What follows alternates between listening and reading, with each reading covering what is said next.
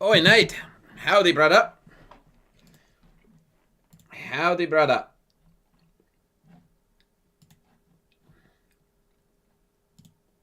Brazy!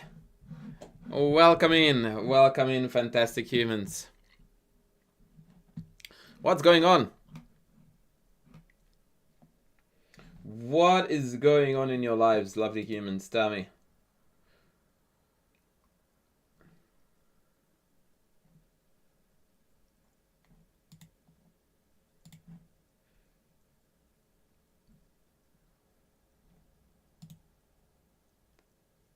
Pratya, hey. The crew is gathering. Just like the storm clouds are gathering too. Okay, we have got some massages. What massage did we get? Yo, streaming tonight? Yep. I am live. Agent Smith says hey, we say hey. Because we are 1 minute humans. Alright. I'm going to show you a game, ladies and gentlemen, because that's what we do, Dr. Hillbilly. Yes, it was. Yes, it was. Very uncharacteristically, but it was only Twitch because it was a dual stream and I didn't want to... It was technically too complicated for my limited skills and brain capacity to figure out how to do it.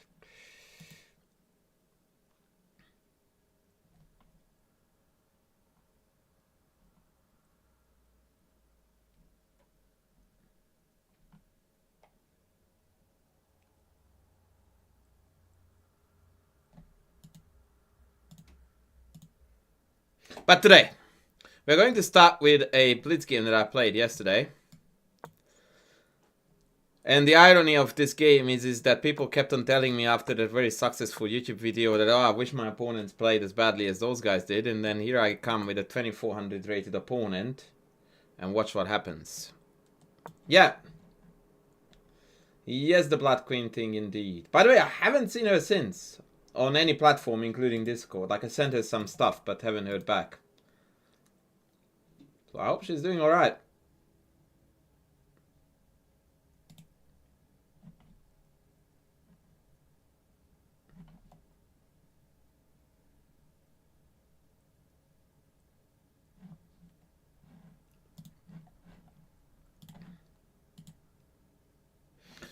Right, so here is the game that went down yesterday. We played e3 and our opponent played here knight h5. What would the chat do here? What would the chat do here? It ruined all other streams. Well, I don't think so. I think she did like it actually.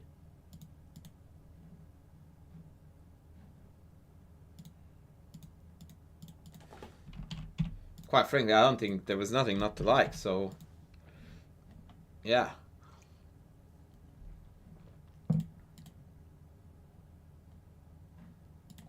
So why to move? Do we go back, do we go here, or do we leave it on? Which is the go-to choice of the chat is the big question.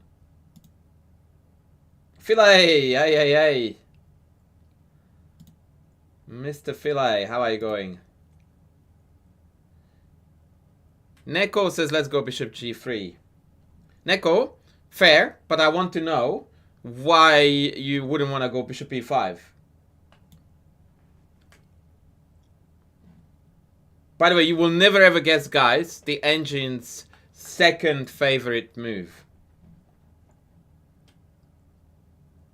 Miash would go bishop g3 as well. Okay, interesting.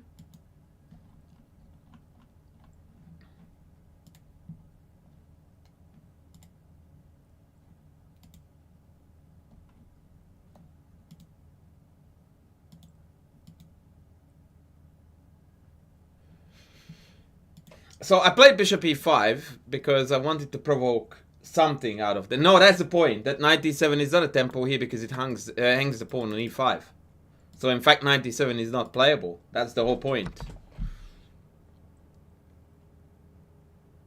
And in fact, even then, whether it's a tempo or not is debatable, because the whole point of playing bishop e5 is that you allow the capture, because then this knight gets stranded here. Yeah, that's correct, f6 kick, but that's not a tempo as far as I'm concerned. That's a definite loss for black, because this structure is now a lot more wonky than with the pawn back on f7. That's a net win for white. And in fact, the very reason why this game is going to be a super easy victory for white is exactly the insertion of f6. No, it's a 2400 rated random blitz player. No one big. Why? Where did that Sokolov come from? Sokolov would never play shit like this.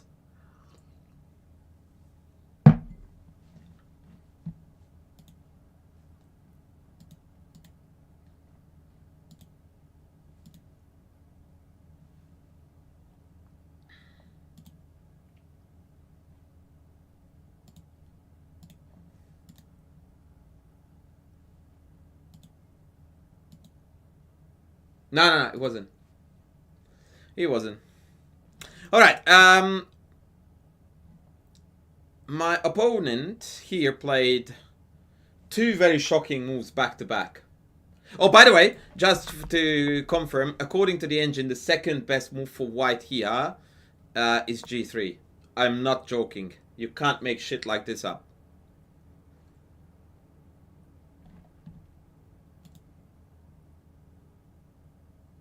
I don't think it's above your level, Nishash. You are about to see very quickly.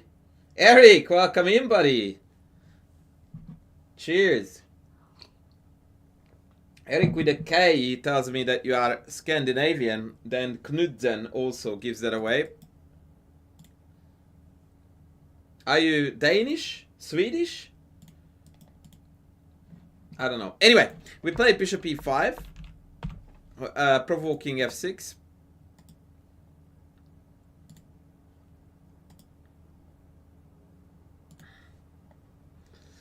We went back, take, and here our opponent played a very atrocious move. Did I put enough very in that sentence? Nah, not even remotely close, Philae. Like, nah, back to average. Not even above average. German and Norwegian. Well, good guess by me then. Hello, Hex. So my opponent took this, which is absolutely disgustingly bad. Obviously, we took it. And by now, I knew that this game was in the pocket, because once again, hello, full development versus nothing. But then something curious happened, because my opponent upped the ante even more by playing c5.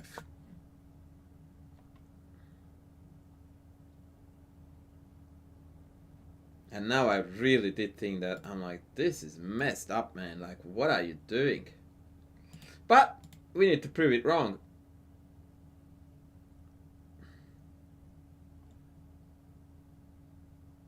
Can we?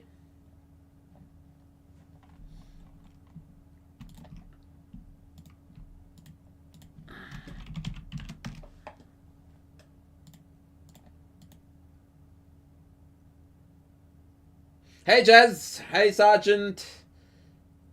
Hello everybody else who's coming in now. Why would anyone do that? Challenge the center. To challenge the centro.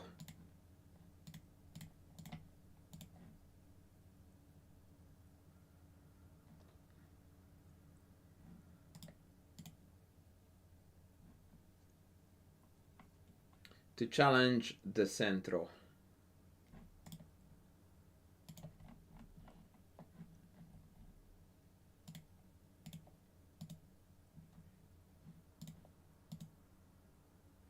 So I have got one queen b3, one queen c2.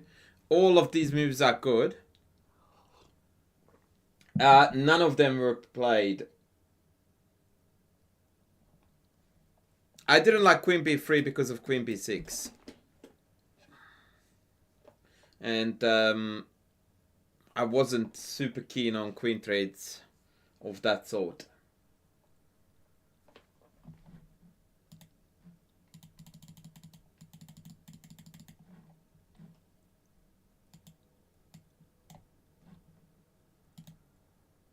No, I certainly did not play queen e2. Huang Fei Hong is the one with d5, of course, is what we did because we want to brutalize this king and there is no time for sissy chess. And this is exactly what I mean by saying that when people tell me that, oh, I wish my opponents played as badly as these guys in the examples did. They do. But if you don't play the best moves against those bad moves, they become not so bad moves. So, d5. They took. And we have got a lot of retakes here. And apparently I did the worst, which is hilarious.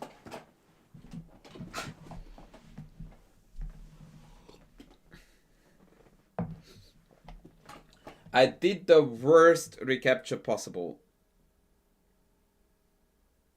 Having said that, the worst recapture possible, the engine gives a line for the worst recapture, which is a 4-move wrong line, and on the 4th move my opponent resigned. So following exactly the engine's line. So in a way I feel very satisfied with the way I played it. So my calculation, which was very shallow, was that after knight d5, bishop e6, I didn't see my follow-up because either capture with the knight is met by a move that protects the bishop on e6. So I wasn't sure what to do here, to be fair, which is why I didn't take with the knight, because I didn't see an obvious way to kill them. I was looking at queen b3 here for a brief period, but after bishop f7, I still thought that as much as this is completely winning after castles, maybe there is a more forcing way to win.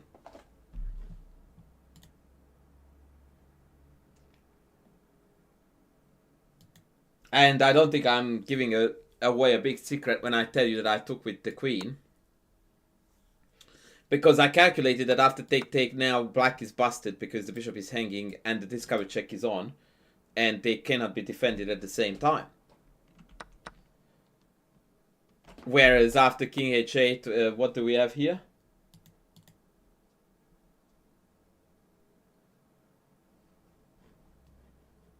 Well, the queen trade in itself, 1-3 medi, is not a good thing. That's a bad thing given how attacking my position is. It becomes a good thing because it also removes a defender.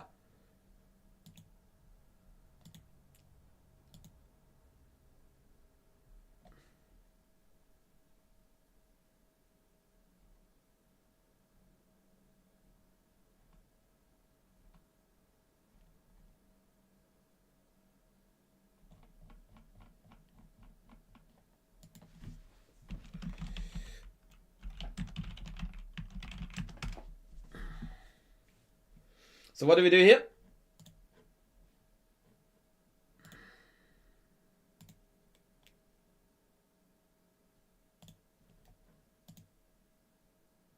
Yep, very good Tikari, very good Huang, check, and Matutsky, yeah?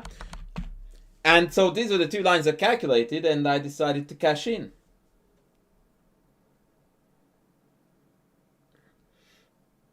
And in fact, this is how the game ended. They took this, I took back, and it's over. They played this reasonably clever idea of bishop e6, takes, and king f7. Now, what is the cleanest way to mop up here? Sack the rook! That's right, sack the rook.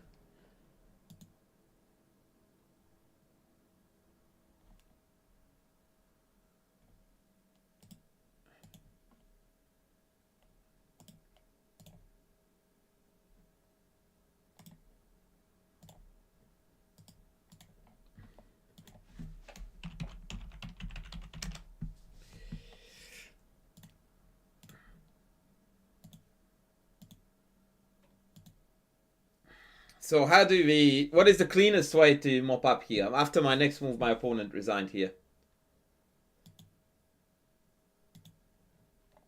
1-3 Medi. Well done, buddy. Well done. Knight f5. I didn't like knight d5 because I thought that after b5 they got some chances here to still stir the pot. And you never want to give your opponent chances. But knight f5 is a beautiful way to save the piece.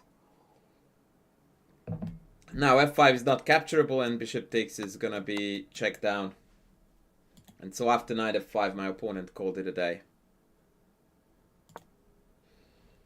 15 minutes, 15 moves W.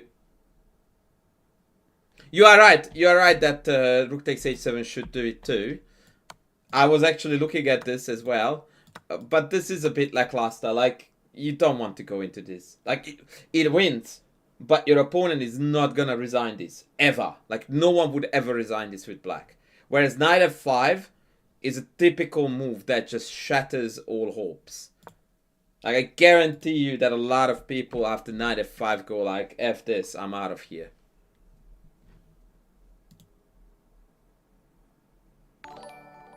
Whoa! Mr. Guy coming in with the big buckies.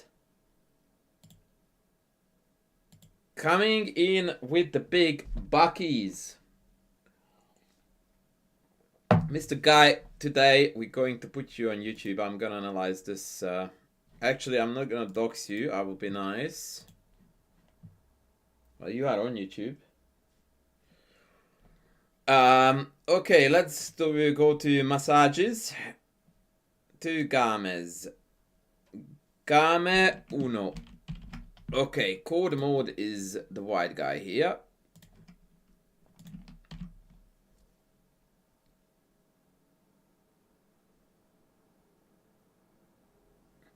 Yes, Tom Nguyen, I am a big believer, yes, that you do play the move that is the most likely to trigger resignation. Usually that overlaps with what is objectively the best move too, by the way.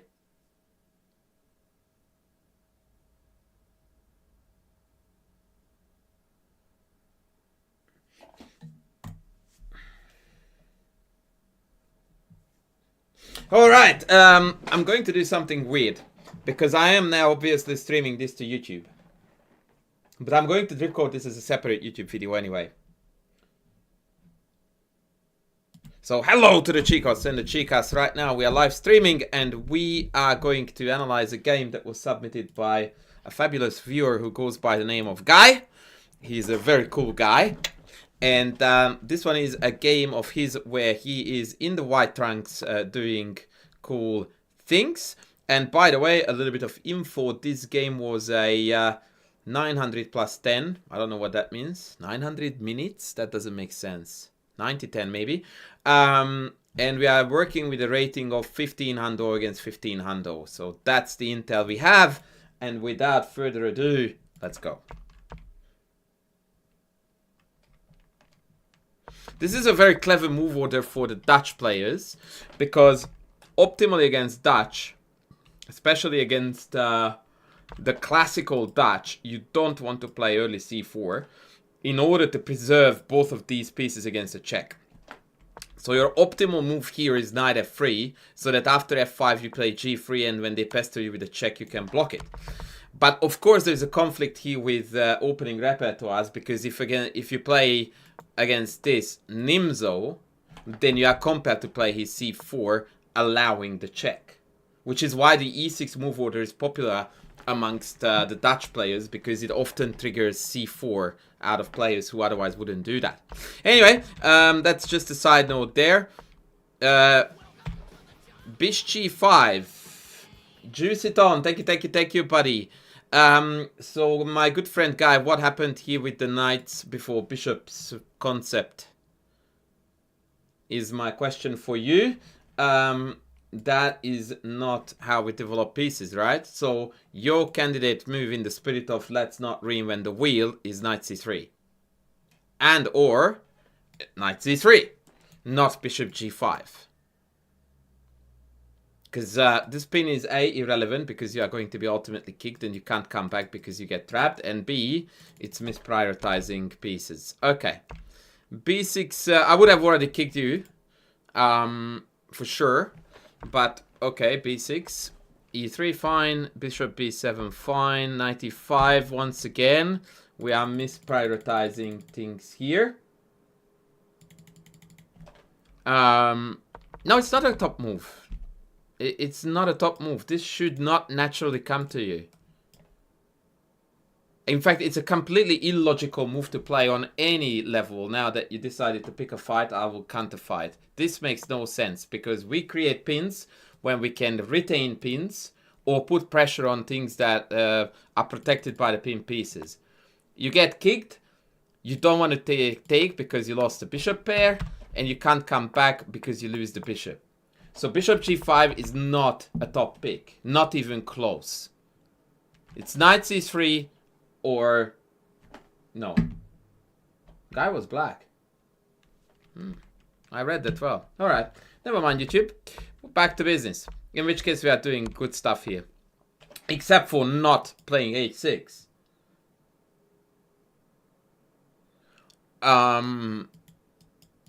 Yeah, we should have gone h6. Anyway, b6 is fine. Bishop b7, fine. 95 was another mystery move that I do not understand at all, because we're gonna get kicked in the face again, right? Or castles and then kicked in the face. Anyway, let's go. We played bishop takes, which is fine. Back and d6. Yeah, the only reason why I would like you to castle first is because d6 allows white to stick in a check. And then I may be able to trade the knight away. There's no theory. When you say forget theory, I'm like, no, you didn't. No, you did not forget theory, because this is end of theory. There's no forgetting theory here, brother. If you have a course that mentions bishop g5 or any opening source, then that means that you memorize everything there is to be found in chess for both colors. There's no theory here. That's exactly the point, that now you are falling back onto common sense, as per one of my more recent YouTube videos. And you do everything correctly here, except castles. Makes more sense than d6 first. Okay? Okay, so again, queen a4 check is screaming to be played. After queen d3, your position is absolutely fantastic. 97, great, very good. Oh god. Okay, very good. Good, good. Shout out to finishing an opening correctly. We are fully developed, fully castled, fully ready to fight. Awesome. As you could see, it was very far from perfect, but you still did most things quite well. Knight f4. And now, ladies and gentlemen, the question begs to be asked. Are we ready to fight?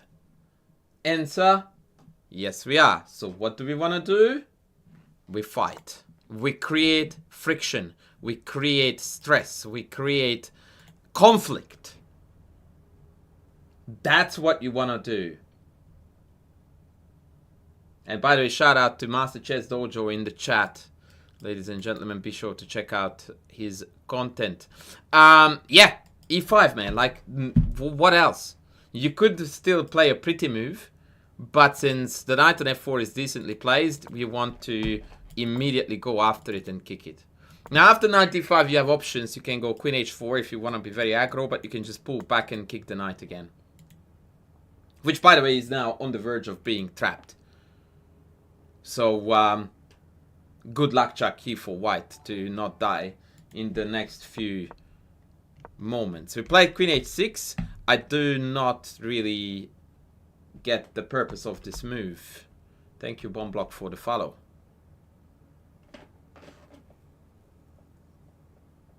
c5. c5 is playable, but I don't really understand the purpose or where the direction behind c5. What do you want to do there? c5 is not confrontational enough for my liking, because you want to strike, man. Like, your army is ready to do things. they are caught with their pants down. So this to me feels like a half measure. Like bishop e2, if they castle, I feel like we failed. Maybe there's g5 here, but then knight h5 comes with the tempo, queen away, and I castle. And all of a sudden, it doesn't look that bad for white at all. Development lead is a very volatile thing, and people don't understand this. And once again, I refer back to my last video where people went like, oh, but my opponents don't play this badly. Yes, they do. But if you don't play the best moves against their bad moves, then their bad moves will ease into mediocre and passable even. Whereas now the onus is on white because once again we are threatening to win a piece. So good luck avoiding that. Whereas if the knight goes back to, I don't know, d3, then we can continue seeking confrontation with f4. You see how I'm setting the board on fire. Like there's more and more tension in the position. I'm creating threats. And now there's a lot more to calculate for white. Because they have to reckon with all the captures. And in that sense, c5 almost counts as a pass. Like I can't do anything after c5 I couldn't do before.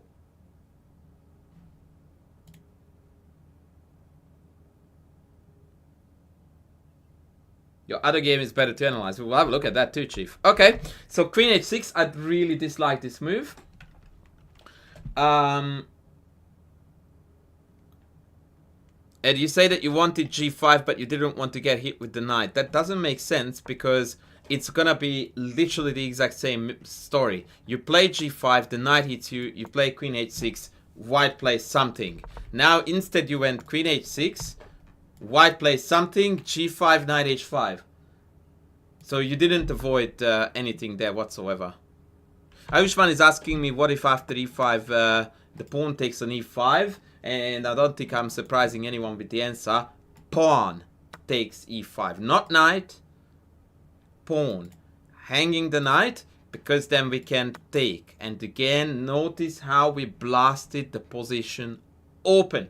Because that's when your superior piece placement is going to create major dramas for white. This is as good as over. Alright, so queen h6, queen a4, rook f7.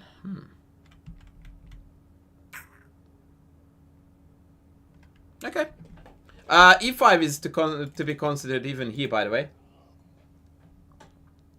But now things are getting a bit wild. But this is still a very instructive story to pursue our lead in development in order to expose the king. This is actually extremely instructive.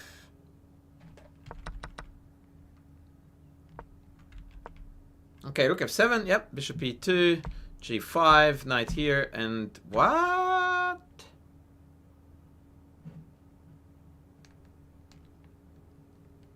Okay, so this is a very, very problematic piece. Has been throughout the entire game, in fact, right? So trading it off, to me, feels counterintuitive. I would rather go after it and go after it.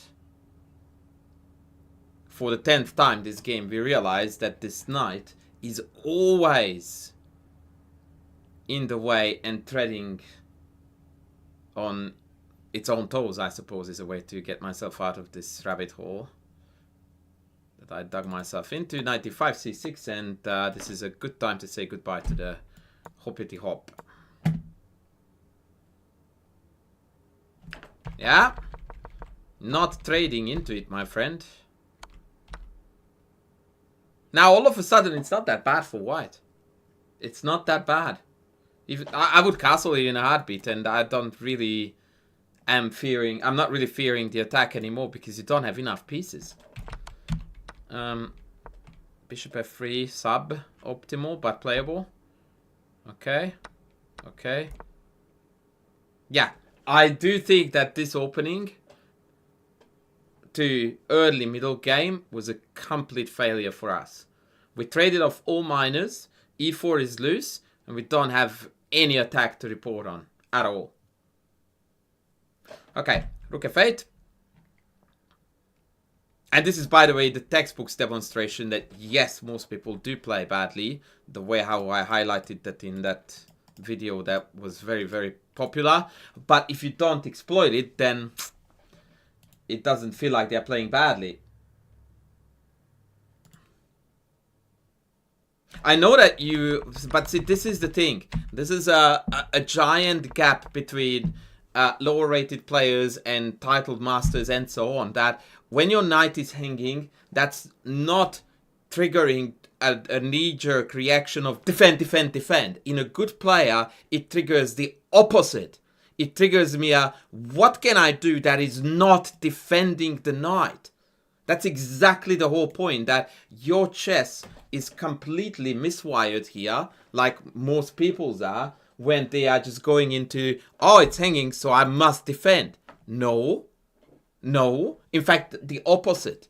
You are the better developed side. You have the safer king. Their king is uncastled. You are not compelled to do anything at all.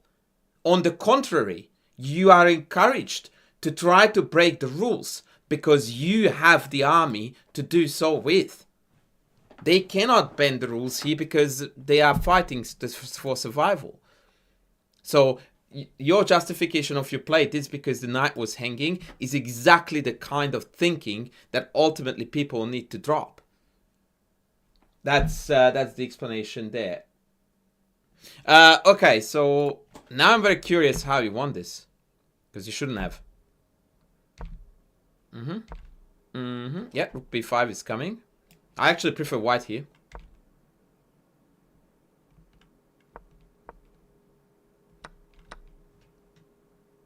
How did you win this? Once you went into this setup, there is no longer best moves I want to recommend to you. Because you shouldn't have ended up here. We already missed like so many instructive good moves that I don't think there is any point in finding the most accurate defenses here for black. Whoa! Hello, Summerstar. Thank you for the raid. 63 people in. Ay. Thank you so much. Please, folks, don't forget to aggressively violate the follow and the subscribe buttons respectively on Twitch and YouTube. And please, someone send a shout out to Summerstar. Wow, thank you. So you took Queen d5. Yeah, you're completely cooked here, man. You won this. How?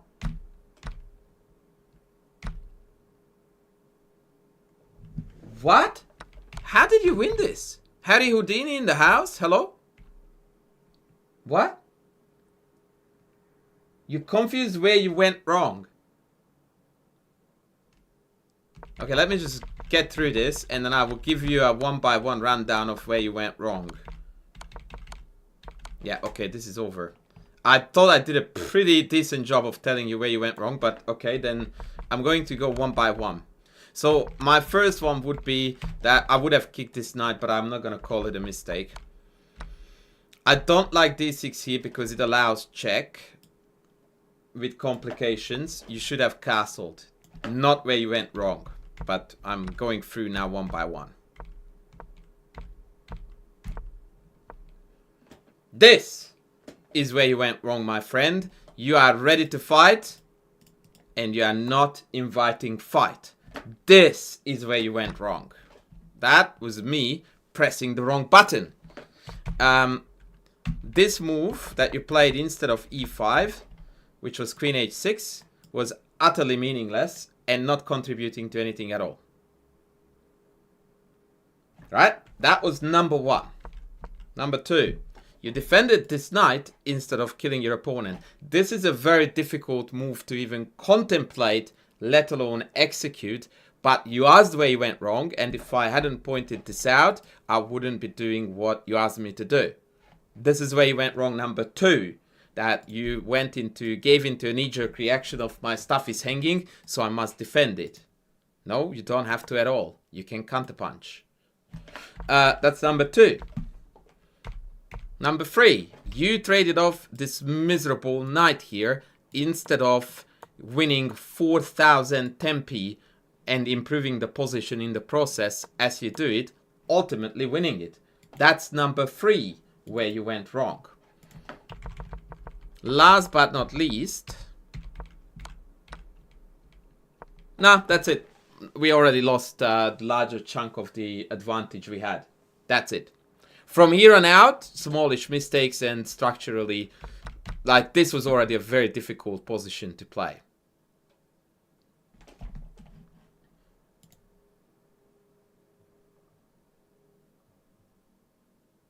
So yeah, all right, that was it for this riddle recording. I hope you guys liked it. Please don't forget to sub, to like, to comment, to do the usual things, and I will see you in the next one. All right, so you tell me, young man, that your other game was better. Let's see. Let's see. This wasn't a bad game, by the way, at all. In fact, for my educational purposes, it was actually fabulous. Absolutely fabulous. Okay, wait, I forgot to check who is who in this one. We're black. Okay.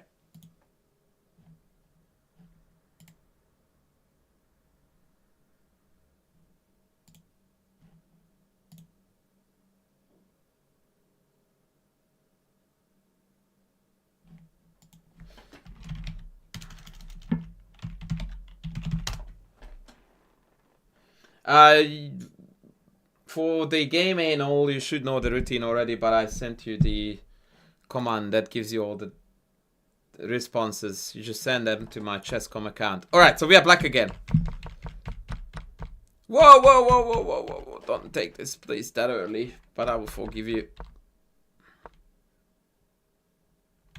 Okay, this, my friend, is a royal mess of 2 lines. Pawn breaks.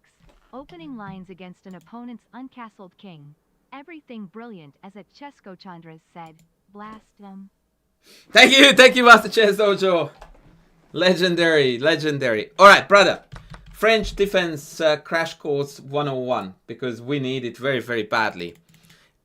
Whenever you take this, you take on a major concession, because this move brings about one positive change from your perspective, which is the opening of the bishop's diagonal, and multiple negatives, the biggest one being that the knight is allowed to develop here.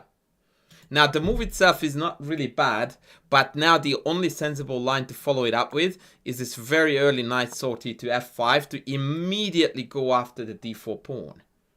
And this usually triggers this trade, and then we are in a theoretical line, which is actually quite good for black. Now, if you want to play queen b6, then you totally don't need / shouldn't take d4. Because the idea is to put pressure on it, not to take it. So taking, then playing knight e7, and then playing queen b6 is like you are mixing now the ingredients of spaghetti bolognese and the tiramisu. And you are surprised in the end that you were meant to cook Italian, and they are both Italian, and somehow they taste horrid. That's the reason. That is an absolutely horrid move too. That makes 0 sense. Castles was perfectly fine since d4 is not hanging owing to the check. Knight c3 was perfectly... yeah, everything except this was perfectly fine. What are you doing here against the check, buddy?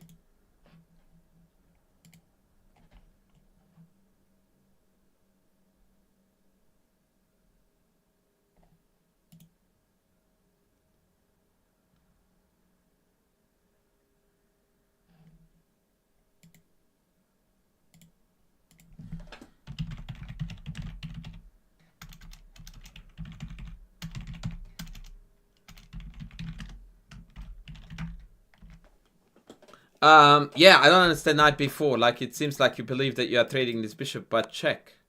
I mean, you can try to play this, but this is not exactly what the doctors prescribed, right? Why don't we just play chess? Yeah, that is...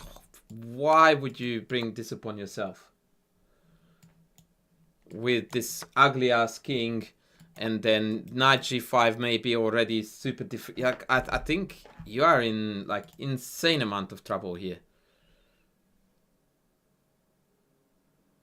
Yeah, I'm no fan at all.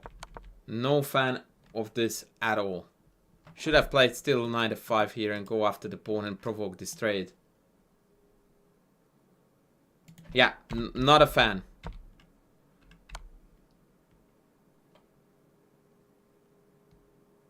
Yeah, when people say things like I didn't see the check, that never ceases to amaze me to no end. Like, did you ask yourself this question? What is White's best move here? Like, you don't want to prove this right. You want to prove it wrong. Because if you can't prove it wrong, it makes it right. But if you want to prove it right, that means you're not putting effort into it. You just go like, oh, I'm winning the bishop. But if you actually like to prove it wrong, then you will look at, where can it go? Ah, check. Sheesh.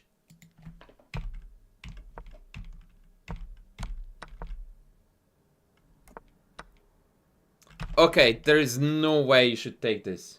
Absolutely zero chance. It's unbelievable, by the way, that I just posted that video on YouTube about how people violate every single opening rule there is. And the next two games that are submitted to me are just basking in insane, illogical moves. Amount of moves that just recreate the same story. Like, this opens up the f-file onto you in a position where we have got royal backrank fest. Why don't we first take care of development and then take? Hello? Priorities, friends. Priorities. I mean, you may get away with this, but you are tempting fate every step of the way in this game. Yep. Okay, okay. Decent. Okay, that makes absolutely zero sense.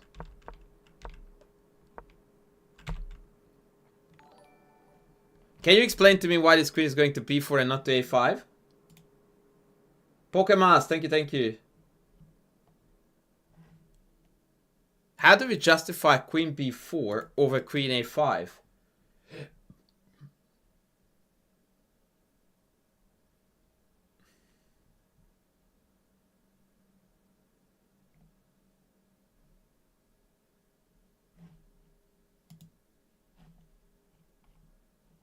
Clono, servus.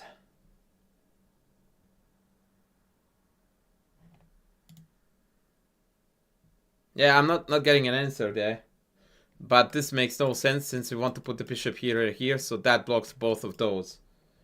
Yeah, palm face exactly. Good.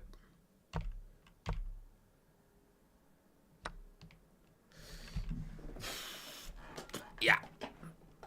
Guy, I really am going to say now something that I might regret shortly after, so I will say it very fast so I don't have a chance to back off of it. You shouldn't be playing French defense as your sole response to e4, because it is one of the most incapable openings out there to teach you good opening habits. Shout out to Courtney, who is also listening to this. It took me like half a year to talk one of my students out of playing French. And the damage that has done to his chess, we're still working on undoing. And it's a very, very long process. Jasmonton, you speak smart stuff there. Exactly.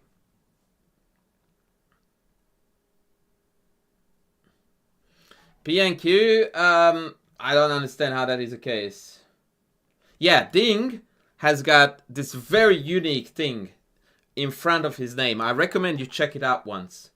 The two things in front of Ding's name that makes the French a very, very adequate choice for him. The first one is a very unique letter combinations. It's a G and an M. And equally more importantly, there is a number after that which starts with a 2 and continues with a 7. And those two things somehow make it very, very okay for Ding to play the French. And still a catastrophically horrid choice for low-rated beginner club players.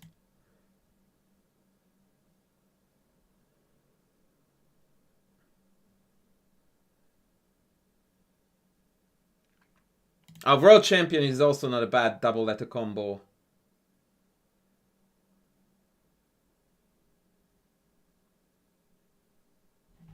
Wow, Tom. Tom is coming in strong today.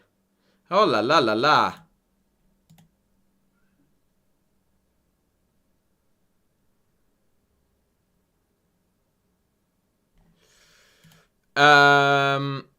Tom, where did you send that, buddy? I don't have any incoming messages from you, mate. Some genius sent me a message saying, am I aware of the ongoing government grant? Like, where did you send it, buddy?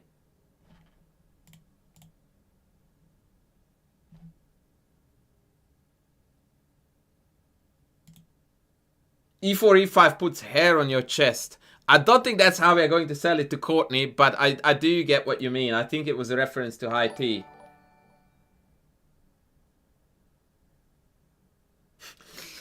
You are most welcome, Chief. I am pretty sure that you are going to have a hell of a time with that course. Through email. Did you get the message that I sent you that you were supposed to send it as a ChessCom message? Not that I can't read the email, but you asked and I answered that ChessCom message. Oh la la.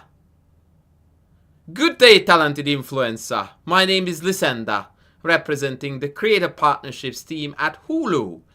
We have consistently admired the quality and originality of your content, as well as the engaged and supportive community you have cultivated. You are full of shit. You have never spent a second on my account. Tosses. That was not Tom's email, by the way. That was just another one that I get every single day nowadays. And I thought that I would read it out loud for your entertainment. Tom,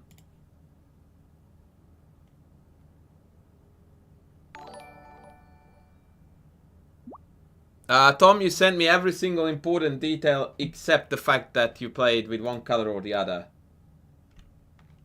Should you get the videos too? It's not necessary, Guy, in order to learn and understand the openings discussed there. I think it's a boost. If you can afford it, I recommend you do. If you can't afford it, you don't.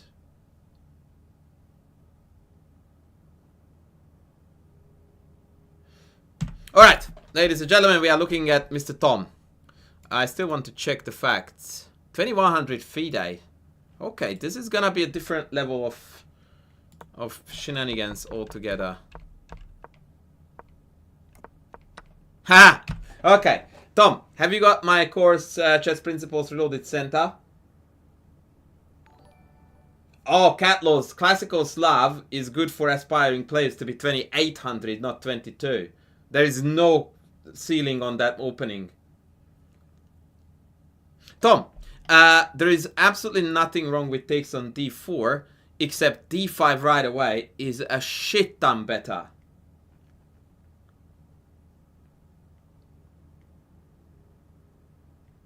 And I actually have a game in my Chess Principles Reloaded course, which is Al-Hadarani against Magnus Carlsen, which went exactly like this. And Carlsen ripped the guy's head off. Miguel de Silva, you can only learn from your own games. Well, not only, but the most effective way to learn from your own games is to go through them with a coach. Everything else is inferior. Not useless, but inferior. Yeah, d5, in my opinion, is infinitely better. And there's a really, really cool line for black here, which was Carlsen Al-Hadarani, which went queen takes, c4, queen d6, d5. And because of its Chess Principles Reloaded center, you already know that it goes in the center. No. If it were the same, Tom, I wouldn't have shown it to you. If it weren't the same, we wouldn't be talking. It's a world of a difference, brother. And now take is not playable because after knight g4 there is too much hanging. No, because after d5, buddy, like why would I take on d4? Like I would rather bite my hand than take this and release the knight to c3. Hello? Like there is no commonality between this and taking on d4. I'm not interested in taking d4 ever unless I win it.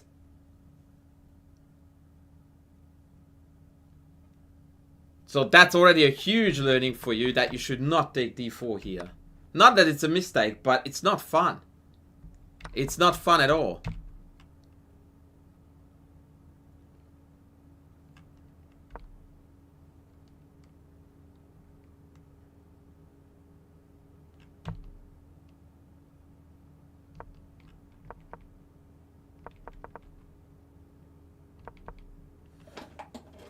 Here, as far as I'm aware, knight c3 is by far the best move for white. I use ChatGPT to help me learn from my games. Jesus wept. And I learned how to cook from Mia Khalifa. You're kidding me.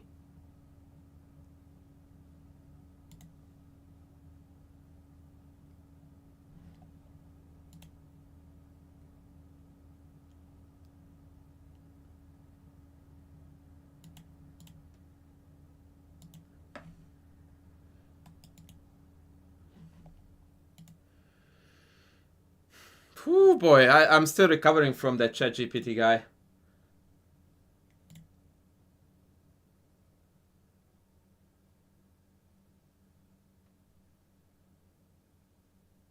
I don't know whether Lebanese food is pretty good. Actually, I confirm Lebanese food is pretty good. Yeah, that's a troll for sure. Anyway, Tom, like, this is incomparable, buddy, because when you play d5, e5, knight e4, there's no knight c3. So now their only way to dislodge the knight is knight d2. Which, funnily enough, is really shite, because now you are actually attacking this. Take, and black is already clearly better. You have none of this if you take d4 first. Take, d5, knight e4, knight c3, take. And this is a non-theoretical position. I don't like it. Because white's play is very easy. And yours isn't. As good as pancit. Actually, pancit is one of the few Filipino things I don't really like. Can you link Mia Khalifa cooking videos? No, not quite. Okay, let's move on. I may have watched the cooking videos, but they were somehow cooking differently. Look delicious. But, yeah, different vibes.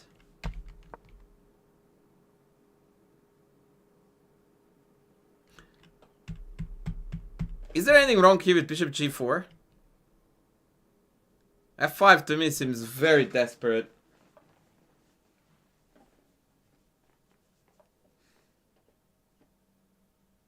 Oh, I think I know what the problem is. After bishop g4, h3, take, they take with the pawn, and then we are getting a bit roasted here.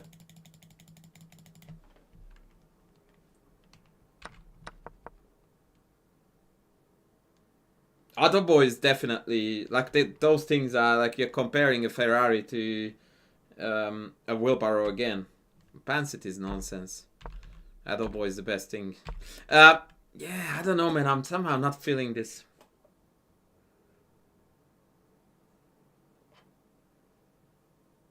Maybe bishop d7 with the cheeky 95. How is that, buddy? Capivara.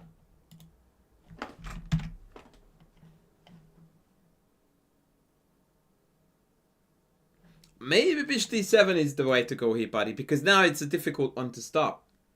You have to play some ugly moves. Whether it be a4 or bishop a4. Actually, bishop a4, does it even stop it? Whoa, Ben! Hello?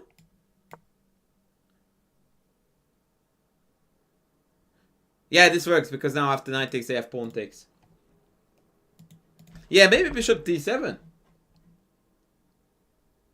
There is no such thing as too much money. Especially not for the quality I provide.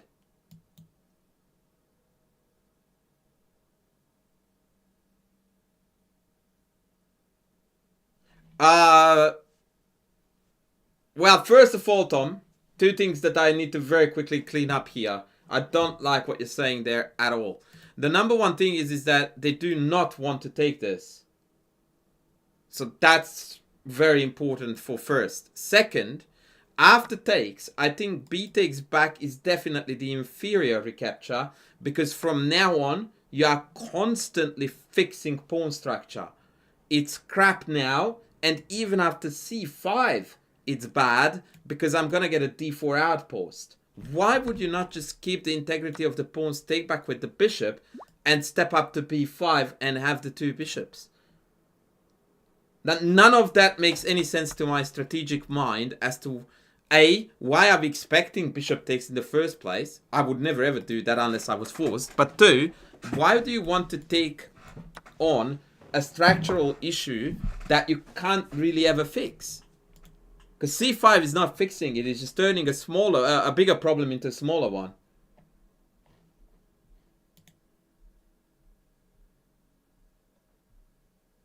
I've been neglecting the Twitch chat a little bit, but today we have got some really good traction on YouTube, so I'm celebrating that. Apologies. Yeah, I disagree, Tom, with everything you said there. I far prefer it taking with the bishop. And I would never anticipate bishop takes c6. Because I'm just like, fuck, bring it, baby. Like, hello, I'm coming with bishop b5 at ya. Like, how is black not better here already?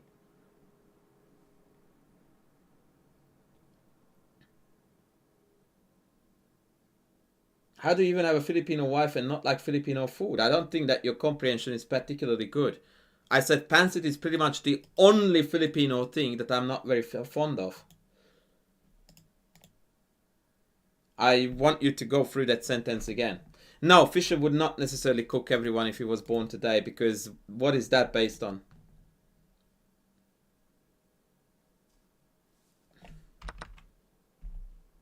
a4, a6, bishop takes. Yeah, bishop takes. Rook a3. What the fudge is this, bruv? I love your job, guy. Tom, I don't understand this. I don't understand this, and I don't understand this. So I really want you to explain this to me as I was two. Like my chess coach told me to develop my shit. So in this position, I would be looking at knight c3 or knight d. What is this? And why am I worried about rook b3 when this is covered? I don't understand what this queen c2 rook b3 thing is meant to accomplish.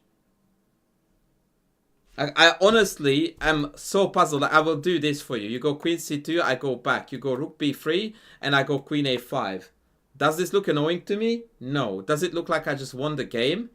More or less. Like, you have to play rook a3 to defend this.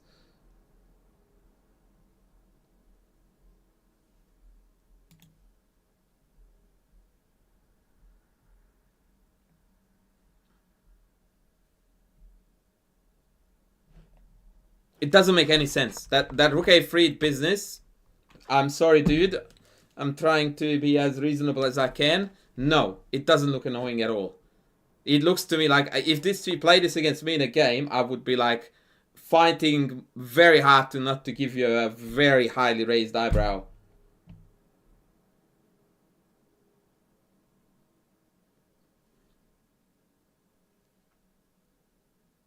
It feels like we're really talking alongside each other. I don't understand what you mean by can he fix... He can play a5. But I think it fixes their pawns far more so on bad colors than yours. Like, it just gave up the b5 square, right? Yes, Tom is black. Like, this just gave you now access to this. I would provoke rook a3, then pull back. Then bishop b5, then obtain the c file. This is weak. And the fact that these two are fixed is irrelevant because nothing can ever attack either of them.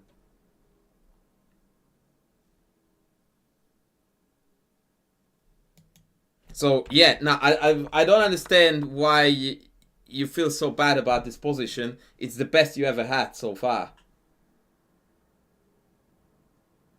Yeah, that makes absolutely no sense. Like, I wouldn't even take this with white. I would go back. Although maybe knight b... Yeah, I don't know. I'm actually not a big fan of white in this position at all. Because it feels like I just gave up the bishop for nothing. I would pick black here every day of the week. Every day of the week. Ben, I didn't see the message. I saw that you sent me some money. I apologize. I did not see... What was the message? Shit, sorry. I still don't see the message and I scrolled back. Can you please send it again?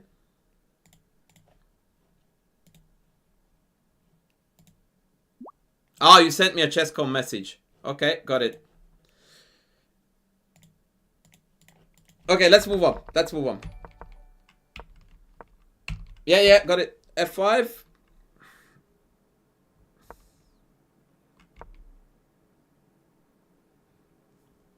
Yeah, I really don't like where this is going now. We're walking into this. This is passive. Yeah, everything is passive.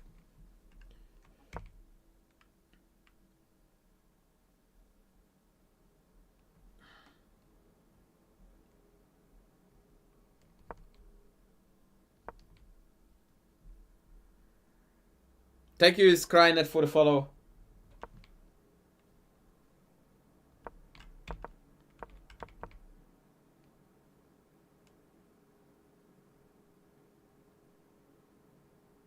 You know what's particularly depressing here is that you were hoping to flex some muscles on the king side, and we are even losing the game on the king side now. Because after g5 I can hop in, and then I can do this. Like, by now, buddy, you are gone. You are gone. But it's a very fine line, and you need to experience this a fair few times, and you need to probably spend a couple of hours analyzing these positions so that you get a feel for it. Because this versus this doesn't feel much different, and yet one is like almost unplayable for black, and the other one is really nice.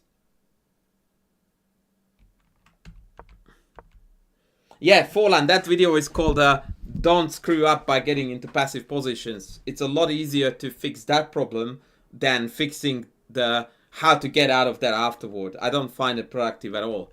It's like teaching someone how to run with a broken leg. It's like, why don't we avoid breaking the leg?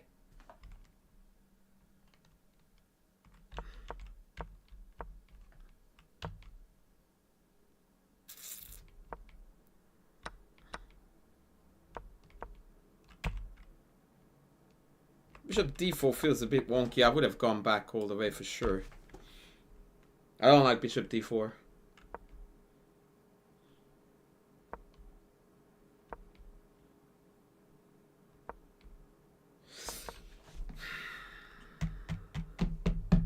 Yeah, it's hard, Yaka, man. Like, you got yourself into some serious shite in the opening. By the way, is this really bad?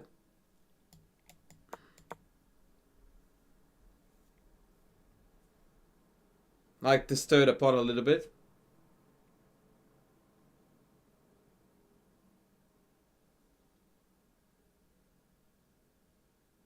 Yeah, that was a square for the knight. And so I would be instantly playing here g4 to never giving them a chance to come in here. No, it's not. Bishop c1 is the top engine move.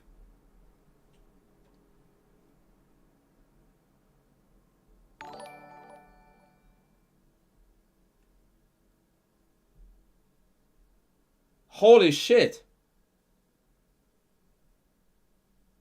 Hello? I totally agree with what you're saying, sir. But let me say, what a fucking legend. Woo!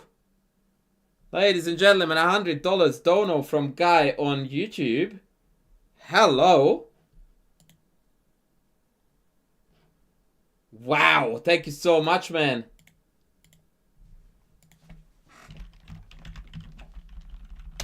Wow. He said, this kind of pisses me off. You should be clearing 10 mil a year. Let me tell you, I'm not. Your value is so high, you have elite skills. Actually, yes, I do.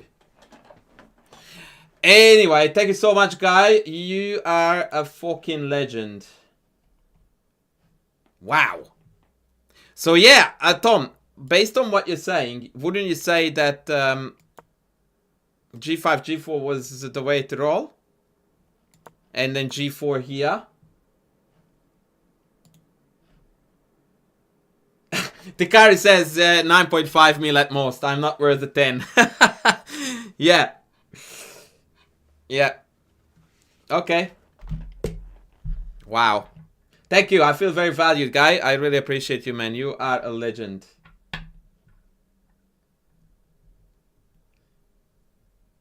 Oh, yeah. He's actually now... I don't know how to make him MVP, by the way. How do we give this guy some cool status and stuff? I don't know. Anyway, I don't understand our friend Tom why he's not going after the enemy king with g4 f3. The engine doesn't like it, and I don't give a single shit. This is the way to stir the pot.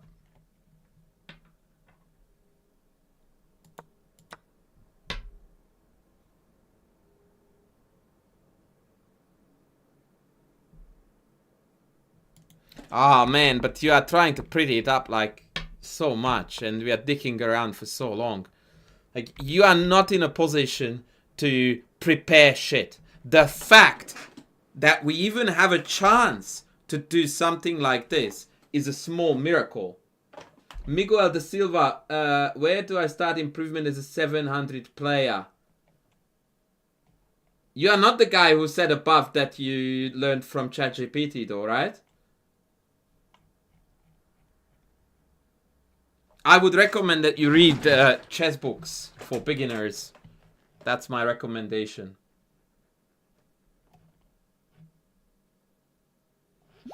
So yeah, Tom, you misunderstand here the situation. You are looking very, very badly off, and you don't have time too much to optimize position like this, because you're just not gonna be absolutely slaughtered.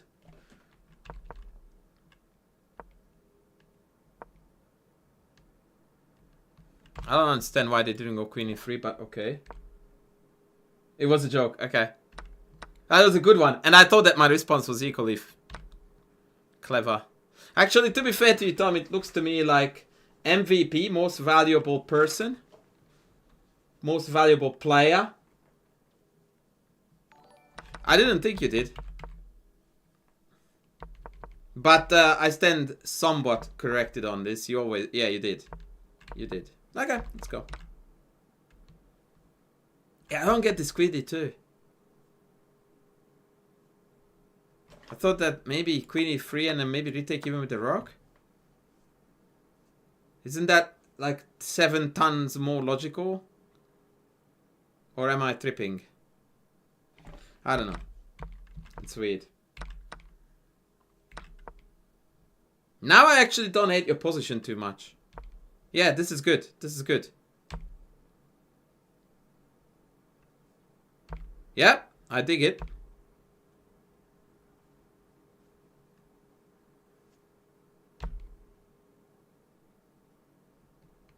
Is there anything untoward about this? Knight g6, queen f4, knight f4, bishop f7. Beginner chess book online. Isn't that an oxymoron? This is a book.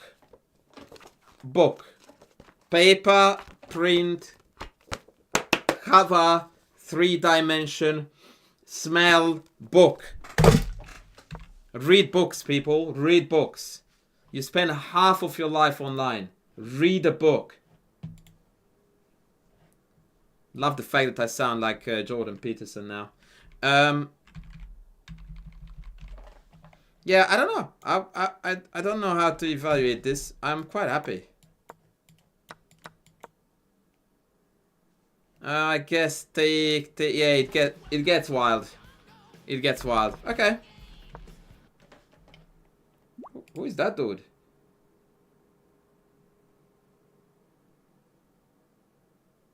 What book am I reading? You mean chess or otherwise?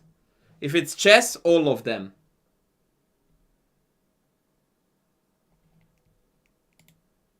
I don't know where that sub came from. It doesn't even show on my Streamlabs. Whoever you were, thank you so much. Who was it? Horse Knight. Thank you, buddy. Thank you. Thank you. Dude, didn't you say that you got completely killed and outplayed? Like, I would play black here any day of the week. What are you going on about? Well, I want to check your message now because I feel like I'm tripping. I got out-prepared in the opening, got a very unpleasant position. Oh no.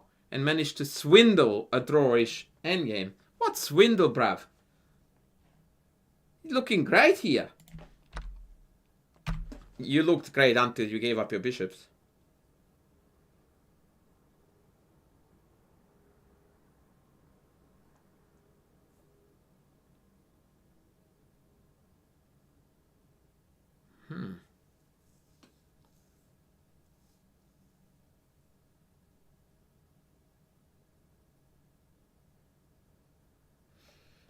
Tough position though. I wanted to play rook d8, but I'm guessing knight b4 and we can't defend this pawn.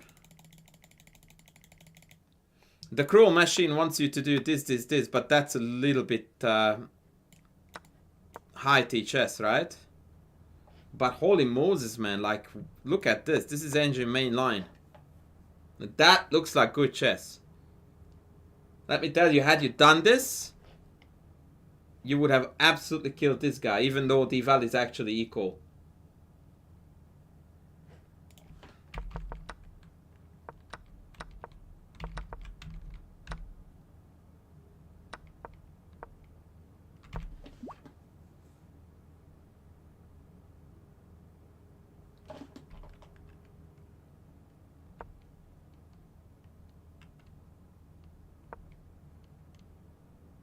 Yeah, that does look a lot of fun. ChessCoachAndras, a real book then. Recommendations? Yes, this guy here that you're talking to has a book recommendation video on YouTube. I recommend you recommend the recommend, yeah? So type into my YouTube search bar book recommendations or something like that and you will find 2 videos. Watch the video, read the books.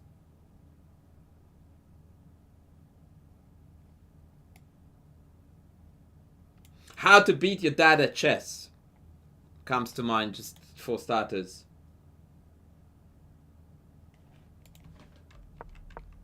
Now this comes to mind about what comes to mind about this is an English language matter because I always want to say this thing to demonstrate how educated I am, but I don't know how to pronounce it. So there is a expression when you score a victory, but it comes at such a high cost that in reality it's actually a loss. And it has a very famous Greek reference to a Greek general called Pyrrhus, who scored a victory in one of the Greek wars, but they suffered incredible losses. And ever since, there's an expression which is Pyrrhic or Pyrrhic. I don't know. I know how to pronounce it in Greek, but I don't know how the English butchered it to say it. So probably casual dad in the house will help me out there, or Tikari. I trust you two to be highly educated. Yeah, Pyrrhic, but I don't know how it's pronounced. So let's call coach.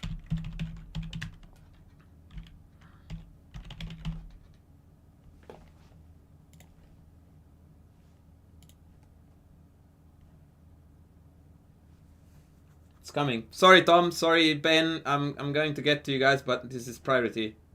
Looking at Julian's pronunciation guide, where we look at how to pronounce better some of the most mispronounced words in the world, like this other curious word, but how do you say what you're looking for today? Let's learn how to pronounce these interesting... Shut up! Say it, bitch! English and American English. The pronunciation is straightforward. The word victory is pronounced a bit differently in British English and American English. Victory in the UK, victory in the US. Are you fucking real? Like, say the other word, you moron.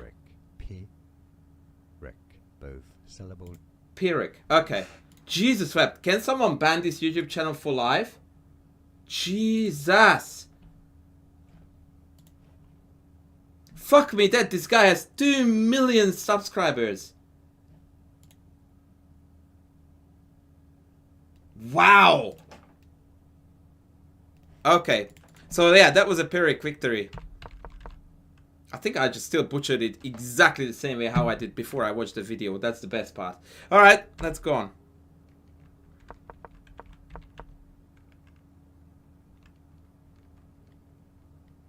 There is no visual of the guy. It's the text printed on the screen. You see nothing.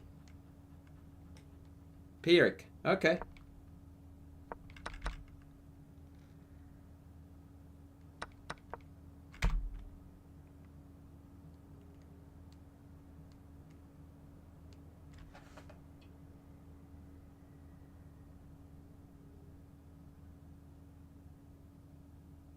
There's a very cool move here available for you, Tom, that I don't know anyone would find. And that very cool move is Bishop d4. And the idea is not to take this. What is the idea?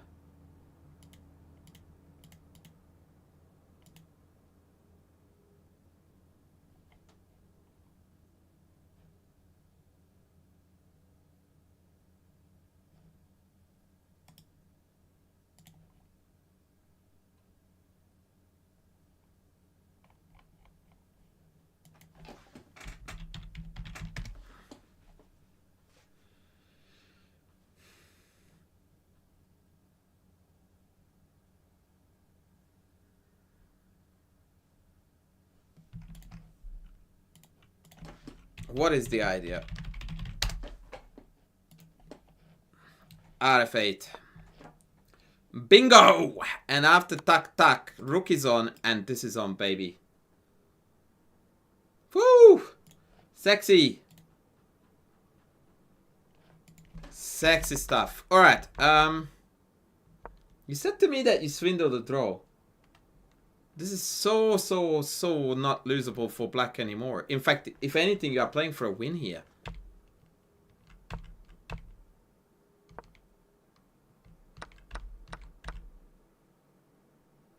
Yeah, like you're up a pawn.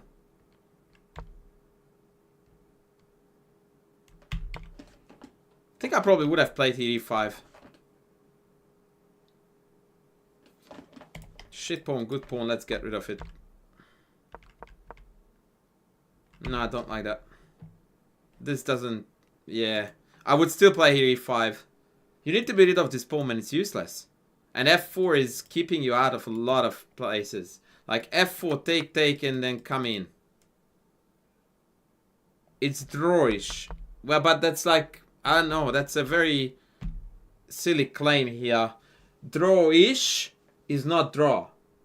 Drawish means that if your opponent defends like really well, then it's gonna be a draw. If you remove the rooks, then it's a draw. Like you don't even worry about trying. With rooks on, it's drawish. That means you have winning chances that you should pursue.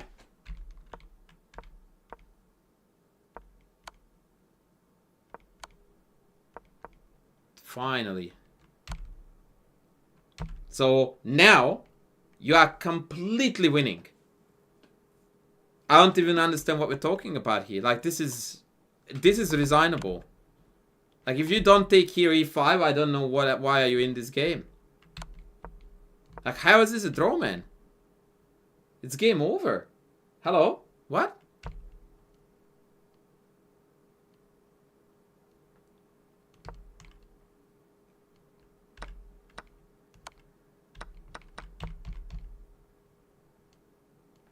Yeah, well done.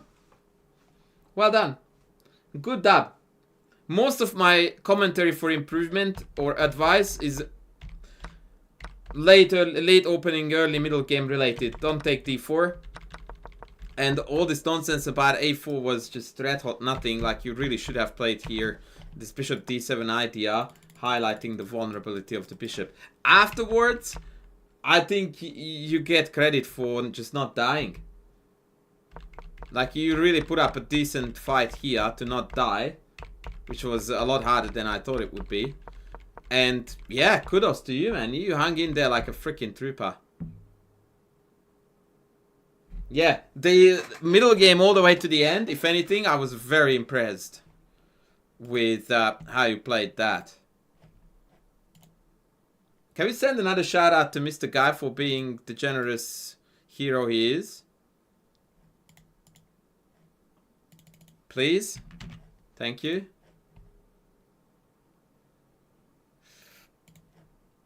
Alright, Ben. You the man, Ben. You the man.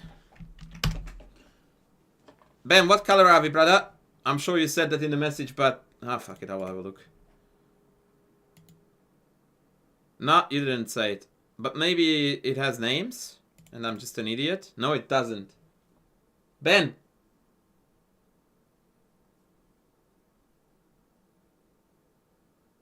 Smurden looks interesting.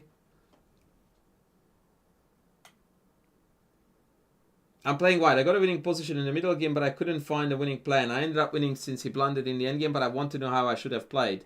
Here we go. You don't have my club players 1e4 repertoire, do you? Just asking for a friend here.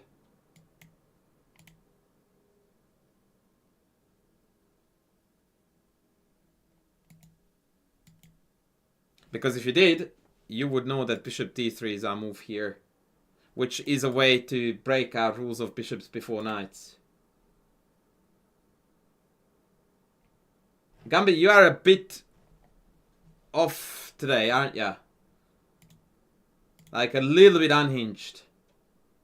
Yeah, I didn't think you did.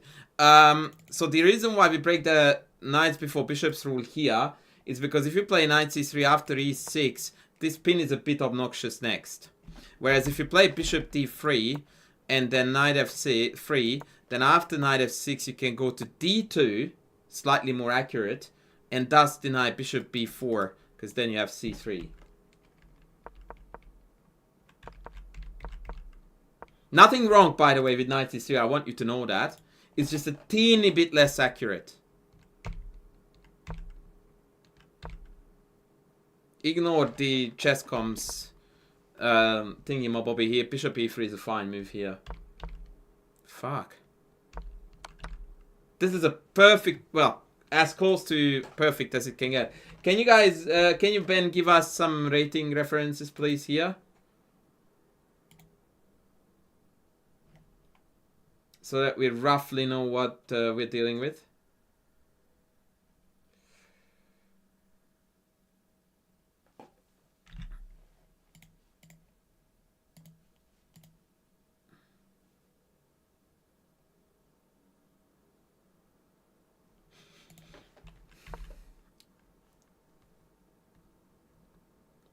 No, you are pushing it a lot further than most. No, we are all a fair bit unhinged, but your way of being unhinged is cringe. Just so that it rhymes. I would encourage you to try to be unhinged in a funnier way instead of trying to be unhinged in a 5-year-old way. No, I know that there is a delay. Okay. This is going to be difficult for me to explain because I don't know how to put it in words best. But to me, keeping the queen on this diagonal, meaning queen e2, feels a lot more natural than putting it onto d2. Okay, here are a few reasons. If you put it on e2, knight f6, knight g4 is not a thing. Second, once you castle, your rook is facing the enemy queen, not queen on queen. So there are a fair few benefits to putting the queen to e2 rather than d2. But once again, small issue. Great move. Once again, if you had put your queen on e2, your opponent's h5 could immediately be countered with g4. I'm not cranky, I just would like to help you to be a more meaningful contributor. If you thought that was cranky, you haven't seen me cranky. Okay, this is the point where we need to turn on the cranky.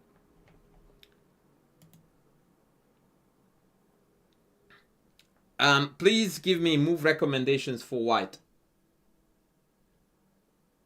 No, I don't want him to leave. I want him to shape up. Everyone is a winner if we shape up. I'm turning myself into Jordan Peterson for the second time within 30 minutes.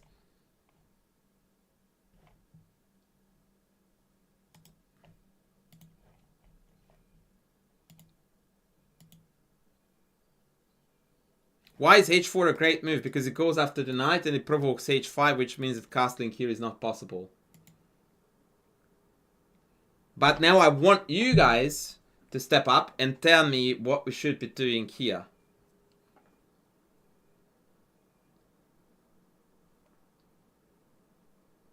Exactly, Gambi. Let's do it together, buddy. I want to be a personal coach in shaping up. I don't understand d5, guys. The idea is to open up the position, right? Does d5 encourage black to open or to close?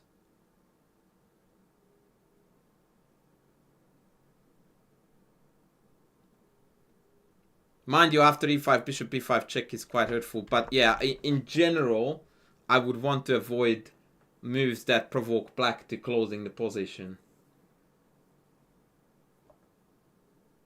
I don't dislike f4. You can castle, but then you lose in like 2 more moves, yeah? No one has said the correct move so far. Which is my...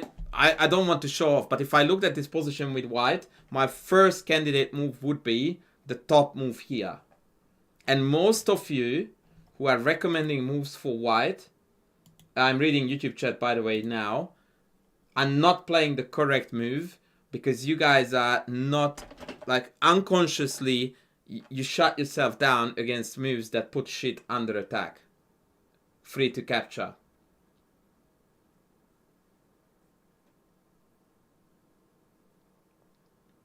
That's my hint. Twitch chat already answered it. It's 100% G4, guys. 100% G4. Because this is the one that you want to screw with. And also, this is a tension that I cannot dodge.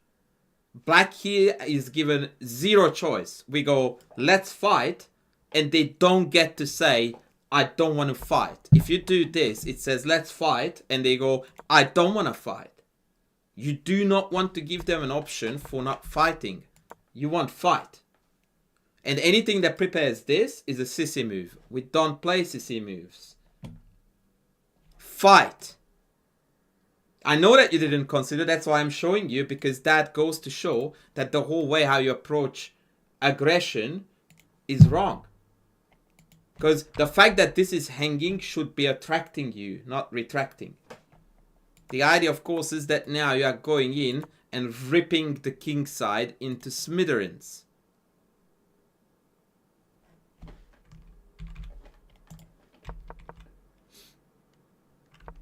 Better still, by the way, you can just go queen e2 here. And then retake, retake. And your pieces are going forward all the way. Their pieces are going back.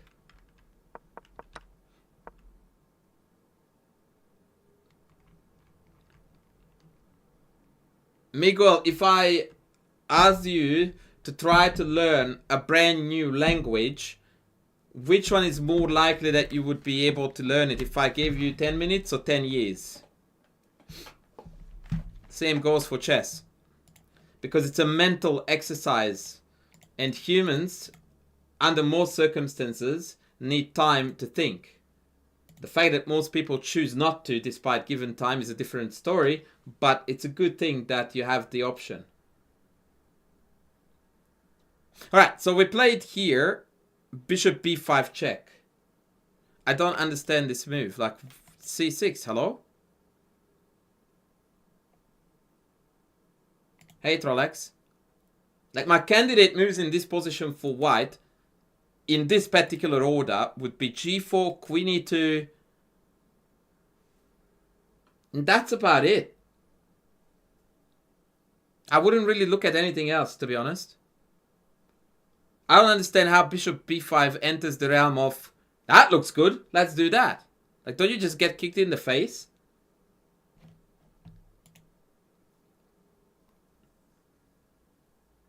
Oh, Avon, some education coming through there. I don't know, casual dad, what you were referring to there, but I will. A weakness. But Ben, this whole entire thing is a tragic weakness, man. Like, isn't this enough?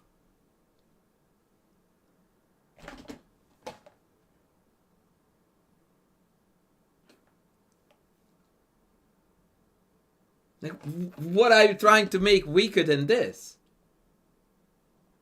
Everything they have done so far is weak. And you are looking to create weaknesses?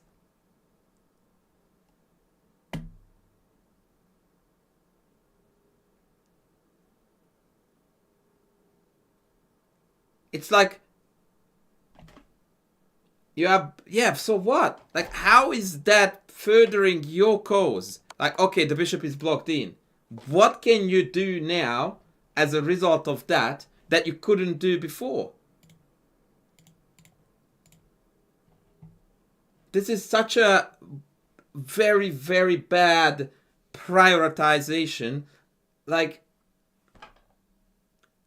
you are in a boxing ring, your opponent's arms down around stomach height, and you start punching his knees in order to make sure that he drops his hands so that you can hit the head. Like, bro, the hands are already down here.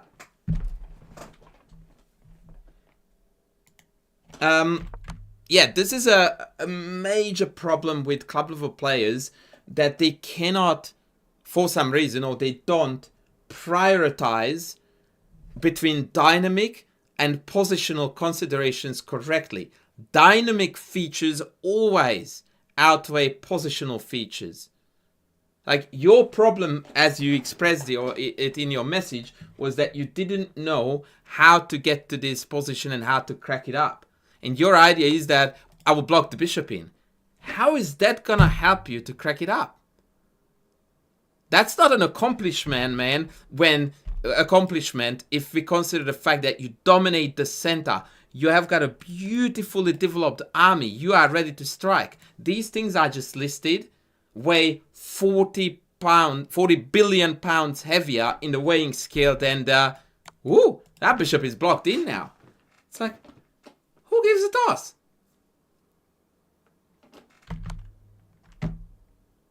It's like you're looking at your opponent in a sword fight. You realize that he doesn't have a shield. His sword is blunt. And you go like, oh, actually, he hasn't shaven for 2 days. It's like, who cares? That's irrelevant. Let's freaking go, man. You need fight. This is not fight. Let's go fight. Push the pieces back. Let's go after weaknesses that you can hunt as opposed to blunt bishop. Who cares? Go after the king. Open it up. Okay, let's see. So bishop b5 check. Yeah, back. So we wasted 2 moves for absolutely nothing. Absolutely meaningless move, by the way. Mr. Landau. Like, what I would like to tell you, my friend, is that when you said that you didn't know how to crack it open, you need to reflect on the fact that you didn't even try. Right? Like, I really want you to own that. That it's not that you failed with breaking this up, you didn't even attempt. Because this is not an attempt to get to your opponent, right? This is not an attempt to get to your opponent. This is not an attempt, or a very light one, but I'm guessing that's what it's doing, which is doing nothing, an attempt to get to your opponent. So you're doing nothing here. Like, you haven't furthered your position for 5 moves straight. Your opponent played this, this, this. I would argue that all of those moves improved the quality of their position. You did this, this, this, this.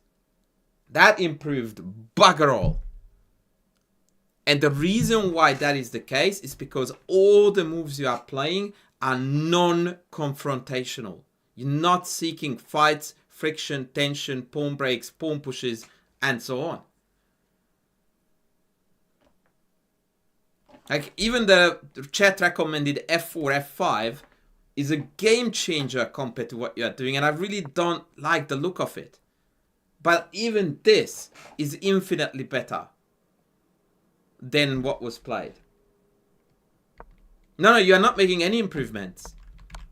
I don't consider any of this improving. Because the way you see at the way you look at this is not, again, it's too static. Because in your opinion, by doing this and this, your position got better.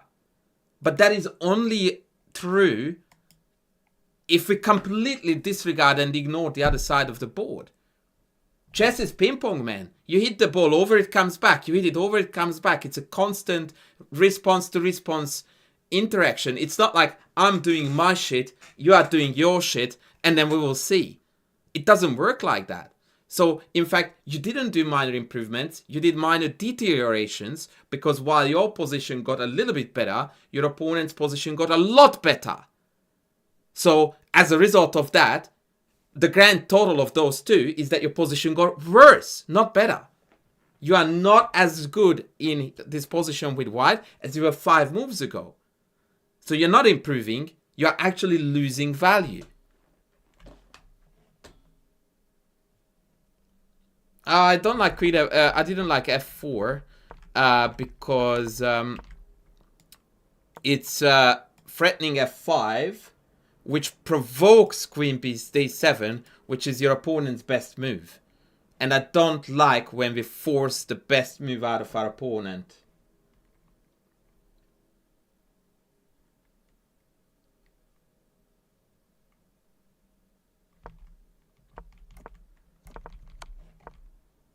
And always play king b1.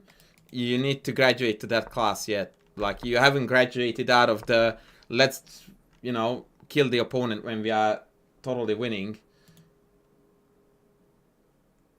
Yes. Yeah, this is very, very sissy chess that we're seeing here. Very, very tentative, hesitant, ineffective. Oh my god. Brother. Why do you need to take this to play bishop g5?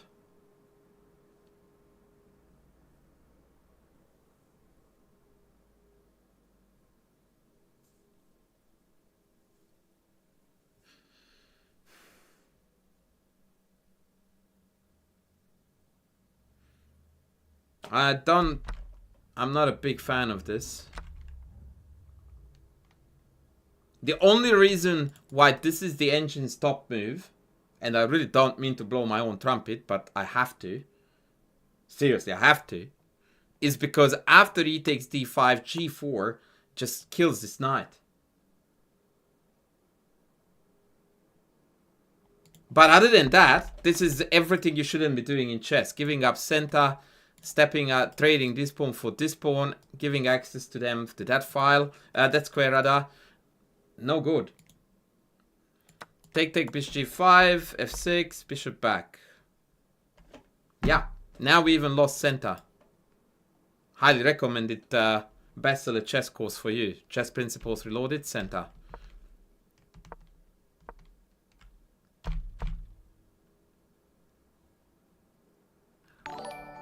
Oh! Hello! Day coach. Oh, that would be Lauren. I bet my life on it. Ha! It was Lauren. I didn't look. I swear to God I didn't look. But Lauren always goes Aussie. And I love that.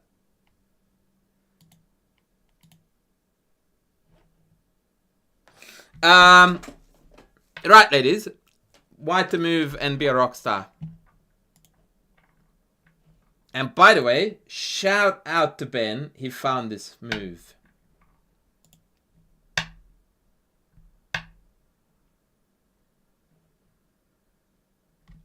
Shout out to Ben. He has found the move.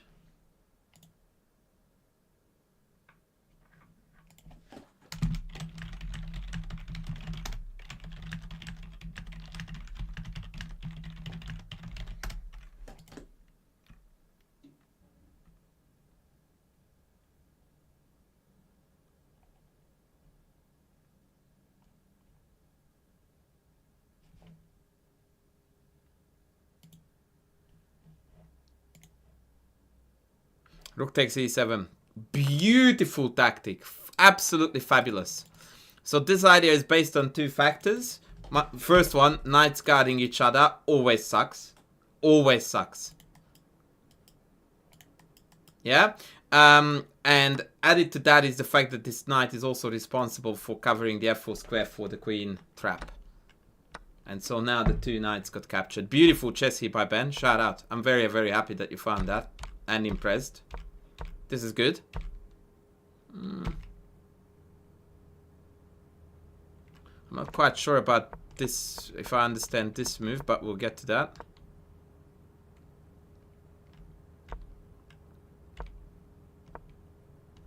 Yep. Okay. It looks like we lost direction here.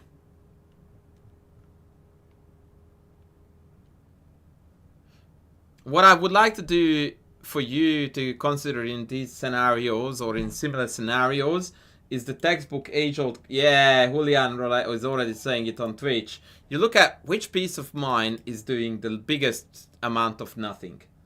This is the knight. What would be the most incredible square for my knight? This one. There, there, there, there. That's how endgame play should happen most of the times. Payday, bishop f4 would have won the queen on the diagonal. That was the idea. I explained it that the knight was covering f4. Okay, rook d2. I don't understand that move. Yeah, that's very good.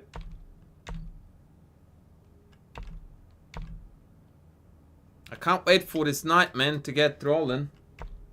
What are we waiting for?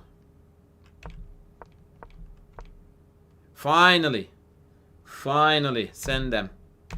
Yeah, very good. Very good. Yeah. Ooh. That's a bit cheeky and unpleasant.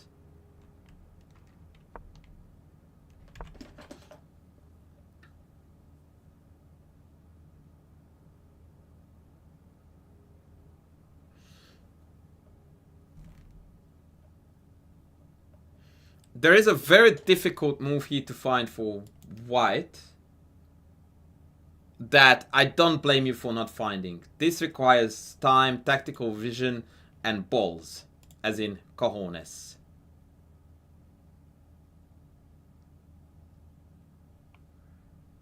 I wonder if anyone will find this. It's not that hard now that I announced that there is something cool coming.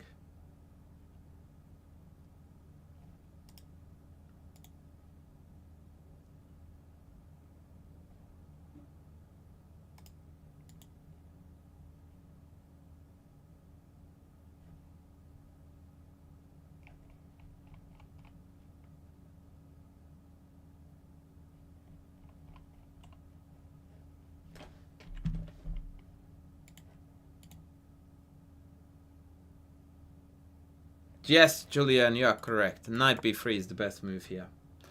It forces black to resolve the tension between these two in a way that is favorable to us.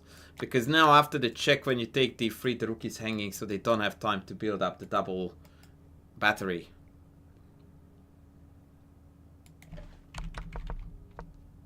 That's the only very, very clearly winning move. Rook e4 does look cool, but it's risking too much. It does look cool, and if there was nothing else available, I would play it. But since knight b3 is a clean win, you just go with that. Yeah. So we played rook f4, which does make things a little bit more complicated in terms of win.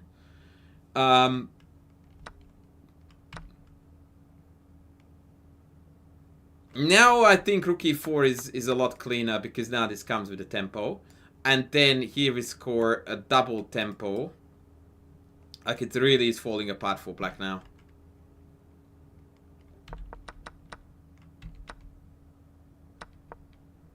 Okay, so you found the trick actually. The problem with this is that this is infinitely stronger with a rook on. Because that means that you have got various checkmate threats. So, for example, here, if you had the rook on, you would be threatening mate in 1 now.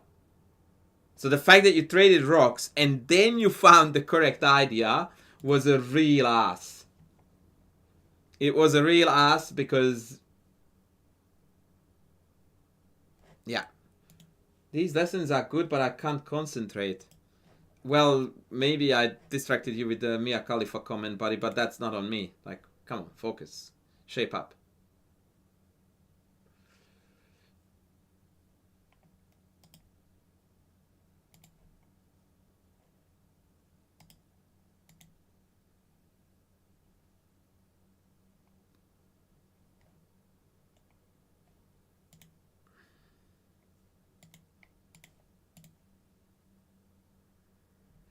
I never said it's not winning. I said it's very hard.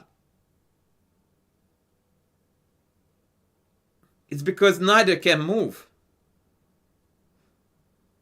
Why do knights suck? Question explained.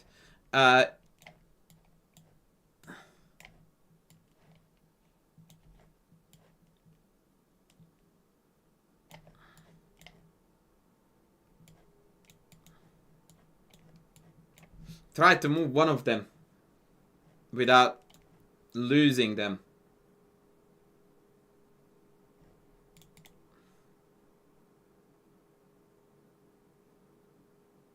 Yeah, does that explain?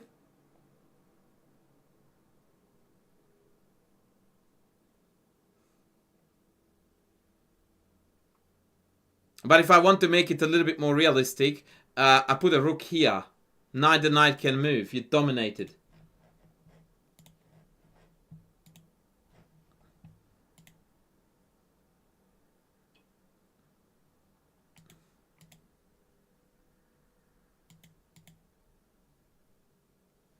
Okay, moving on.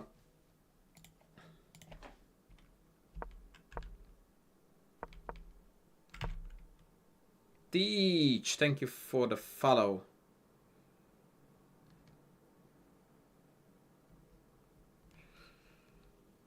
Maurizio, I didn't realize that you sent payment end game. I will have to call the stream off very soon. So if you haven't sent either of those yet, don't do it now. We will do it tomorrow.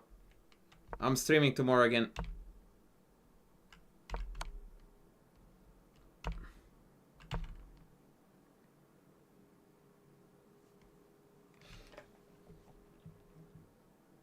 Okay, this is ridiculous. Absolutely ridiculous. But this was our good friend's last chance to play for a win.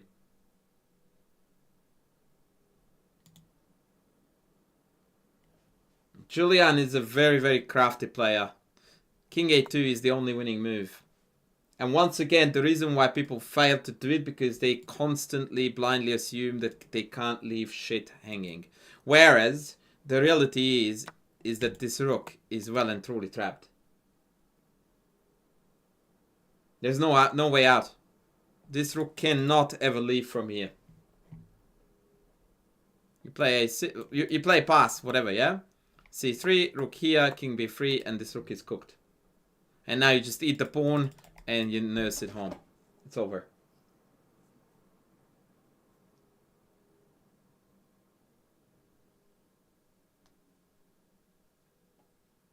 Nice! Nice! So they should have taken this. And now we are completely winning. What?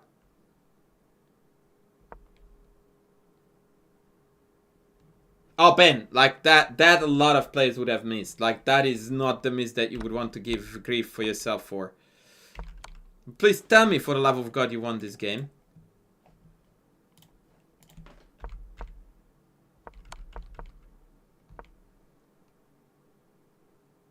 Indeed, Rivaldo, thank you. Most people take about 5 years to realize that. You were very quick. Okay, I don't like this move. I don't think there is any need to rush this. But if you do, then why don't you follow it up with the immediately winning idea of this? That's the only condition when I like it. Let's go. I mean, there is nothing wasted by this, but there is nothing gained either. I don't understand the driving idea. Like, what was the thinking process here where you went like, this is my best move?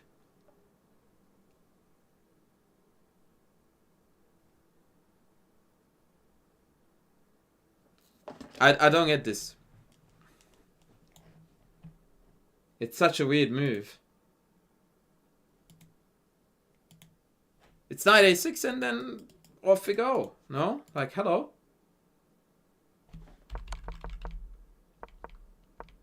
Oh, we got there in the end. Very good. This is notable. So the way to win it is not to fall into this stupid stalemate trap. Yeah, but when you say you activate the king, you actually didn't. That's why I was having a go at this move. Like, this king is not more active on b3 than it was on b2. King activation would mean that you bring it around here. Here. That's king activation. To put it from here to here, where you can't go anywhere, is not activation. You just moved carved wood from A to B. And B is definitely not a better spot than A.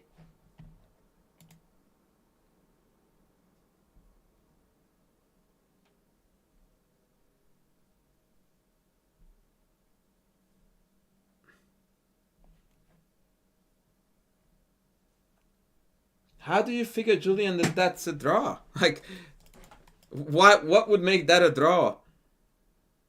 Not a chance. Yeah, I reckon, Ben, that's more like it. Yeah, and in the end you won. But you are right, buddy. Like, this tingly-tangly chess that we played here, instead of looking to murder our opponent, like, I really, really want you to reflect on how nothing you did here with white, with this position. By giving a check, coming back home, pussyfooting with king b1. It's like nothing is happening, man. You're just letting it slip away from you because you are not looking for confrontation. Chess is a fundamentally confrontational, violent, aggressive game / sport. And you're just cutting out the essence of it by actively avoiding confrontation when it's most beneficial to you.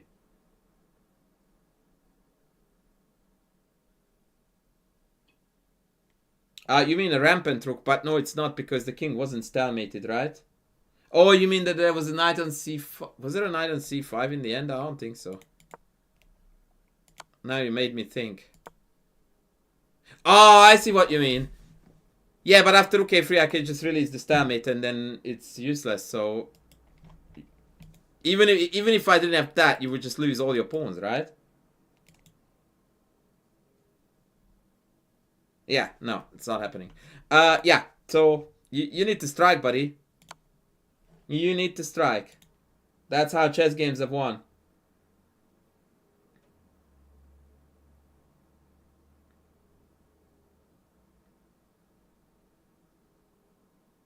I don't think, Ben, that I can answer that question so that I wouldn't leave openings. Generally speaking, when you have got a rook and two minors against two rooks, trading rooks is not in your interest. And the reason for that is because the rook makes your army more versatile, because you've got three pieces that have all these three different ways of moving on the board, whereas the two rooks are redundant. They do the same. So the very, very general concept is that rook two minors versus two rooks, you tend to want to avoid trading the rook because that's an asset in your arsenal, whereas the additional rook isn't in theirs. But that's a very, very generic statement which I usually like to refrain from. Casablanca, the movie? No. Capablanca, the player with a P? Yes. He would be about 10th on the priority list of who to study, especially as a lower rated player, by the way.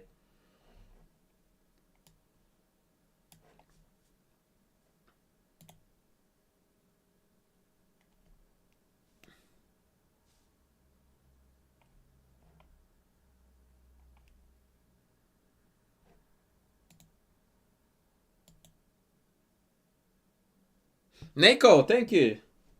And luckily we have a guy in the house who expresses his gratitude to us very, very nicely too, so which allows me to do it more often. All right, ladies and gentlemen. On that note, we are going to call it a day here. As I have absolutely got to bounce now. Woo! Omar Pavel! Mr. Pavel, thank you so much.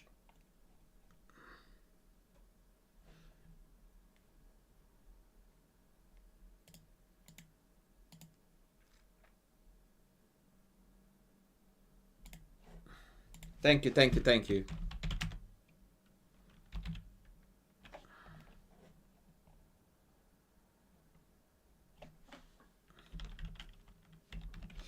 All right, folks, it was an absolute pleasure to have you on board. I'm going to head off now. I will see you tomorrow, similar time. Take care. Love you all. Bye.